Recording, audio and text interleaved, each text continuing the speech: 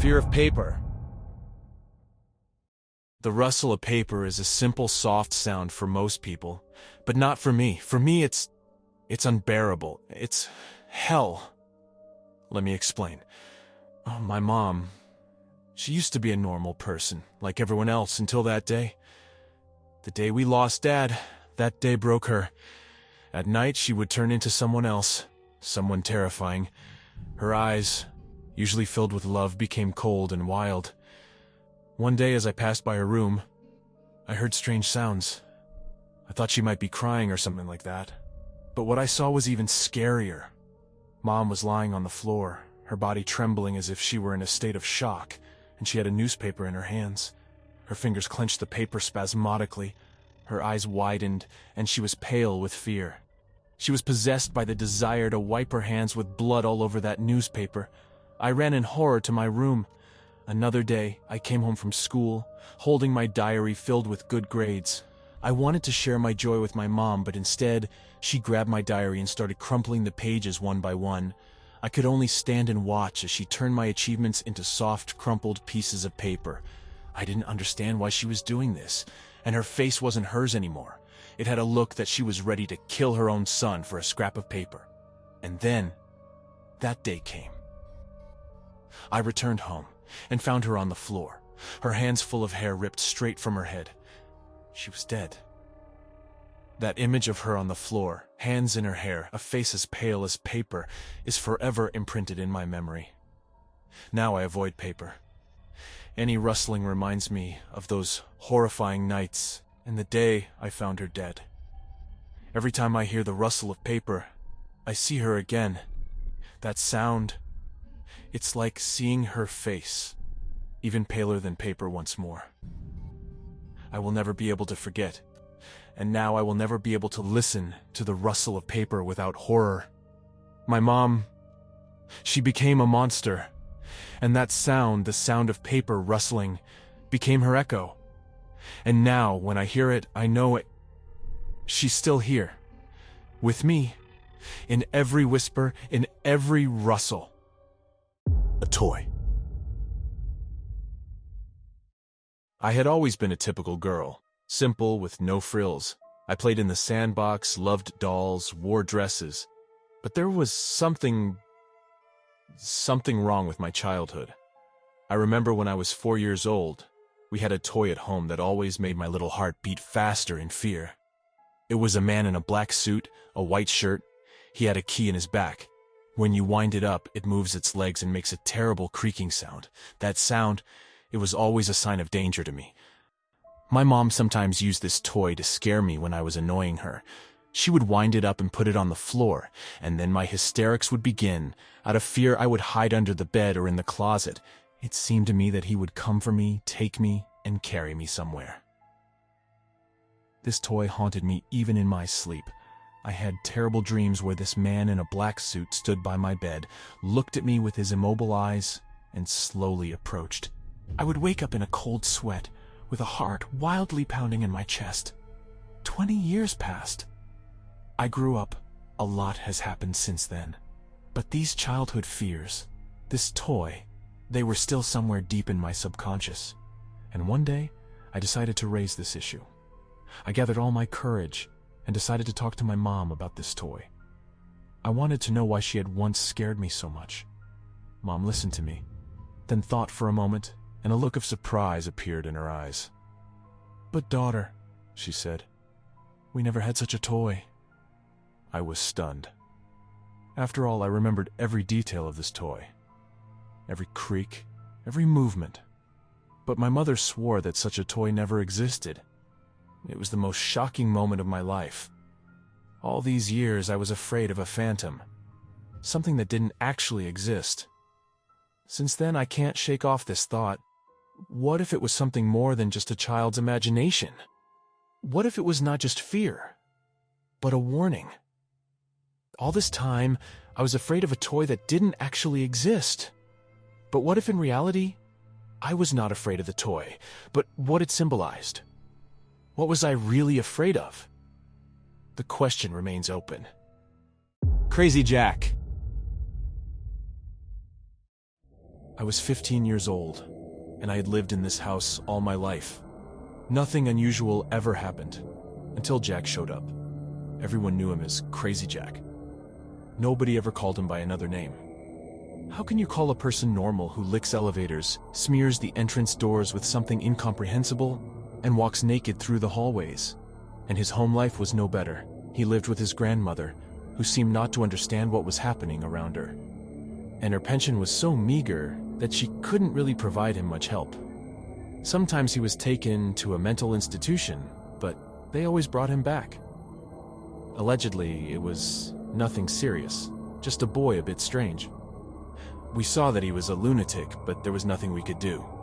They always released him back. Everything changed one horrible day. I was walking home and suddenly I see Jack is standing in the middle of the street, waving at passers-by. But not just waving. He was waving with his grandmother's hand. Seriously, he held in his hands a real severed hand. I felt a shiver run through me. I felt sick, but I couldn't tear my gaze away from this scene. He had tied up his grandmother, and when she lost consciousness from the pain, he cut off her hand. I still saw the blood that flowed down his hand. He just stood there, waving that hand and laughing. The rest happened like in a movie. The police arrived, took Jack away. His grandmother was taken to the hospital, but she didn't live long after that. Sadly, she worried about her grandson until the end. And in fact, she never understood what he had done to her. Jack was sent for a long-term treatment. We hoped that they would get him back on track there, but he never returned. And you know what's the strangest thing? I felt a bit sorry for him. I realized that he, poor guy, wasn't controlling his actions, but it doesn't change what happened. That's my story. Every time I pass by his empty apartment, I get goosebumps. How much in this world is inexplicable and frightening? How many people suffer, and no one will help them? I don't know what happened to Jack, but I hope he's okay. Because if he comes back, God, I'm afraid to imagine what will happen then. Casualty. My name is George. I've always considered myself a regular teenager, indistinguishable from the rest. My sister and I have always been perpetual rivals. We're always finding something to provoke each other, to instigate a war of words, which usually ends with screams and tears. All of this, of course, is harmless, silly, pushing us further apart. But it always seemed like a phase we'd both get through. One evening, our usual spat unfolded in the kitchen. To this day, I find it distressing even to look at it. It reminds me of that day, the day that changed everything. We were arguing about something trivial, blaming each other for all sorts of petty things. I thought it was going to end like it always did, with us exploding, shouting, and retreating to our rooms. But this time, when she pushed me, I lost my balance and stumbled into the fridge.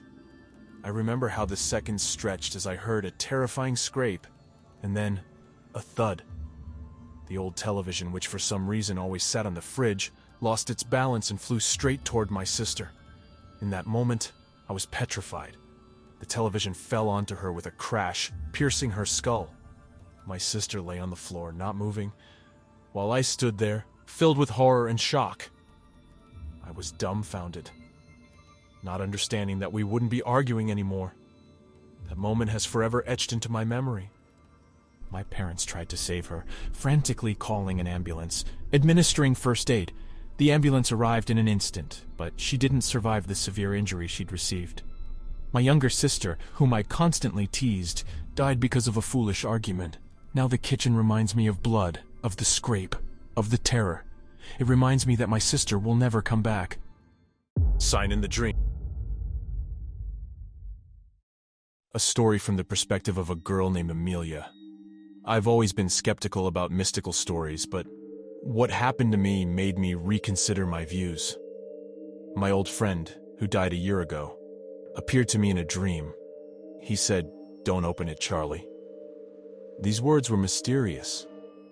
Who is Charlie? I didn't take these words seriously, thought it was just a dream and nothing more. But apparently the story was just beginning. A few days later, late in the evening, I heard a knock at the door. I saw a young man through the peephole. I asked, "Who are you, and what do you want?" "My name is Charlie. Open the door," he said. And I suddenly felt uneasy.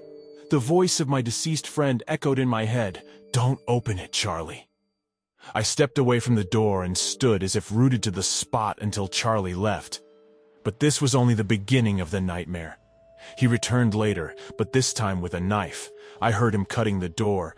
The sound of his knife was like thunder amid the silence of the night. Then, I heard gunshots. Charlie pulled out a gun and started shooting at the door. I was very scared and ran to hide in the bathroom, calling the police, shaking with fear. As soon as the siren started wailing, the gunfire ceased. The police found nothing but torn doors and an empty corridor. Charlie had vanished. They found out that he was a drug addict, living in the 5th apartment of our house. I was shocked. Nobody suspected his presence. Now I look at the world anew. This nightmare made me believe that the world is full of mysteries that we are not capable of explaining. A seemingly simple dream, which saved my life. A dream from a friend who is no longer with us. My friend managed to warn me, and this scary, nightmarish night could have ended quite differently if not for his words in my dream. Loneliness.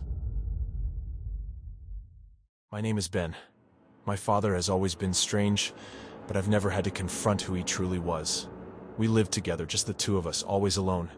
I never knew my mother, as she died when I was just a year old. After her death, my father had a mental breakdown, but seemed to recover after a course of rehabilitation. However, things were evidently not as they seemed. He had a peculiar rule. If I was late returning from a walk or school by even a minute, he would threaten to break my finger a half hour late, my arm an hour, my leg. It was terrifying, but I didn't know what to do. Every month I'd return home with new fractures. I was constantly in a cast, and it was becoming increasingly horrifying each time. I was ashamed to go to school and always avoided questions. One day my teacher noticed that I was perpetually injured. She called the police, and my father was arrested. It was the most terrifying day of my life. Watching someone you once considered family being taken away is indescribable. I would always stay back for extra math lessons. It was important for my future. But my father didn't understand. In his world, there was only one rule. I had to be home by 6 in the evening. The trial was complex. My father denied everything, and I was too scared to speak up.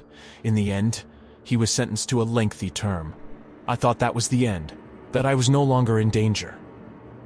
But then, something unexpected happened. As the police were leading my father to their car, he suddenly broke free and lunged at one of the officers. He grabbed a gun from the officer's holster and shot himself in the head right in front of my eyes. It was horrendous. He never understood the terror he inflicted on both me and himself. Now I live with this pain and the realization that I am alone. Thank you for listening to all the stories to the end. Subscribe to the channel. Give your likes and comments. Thank you all. See you all later in the story.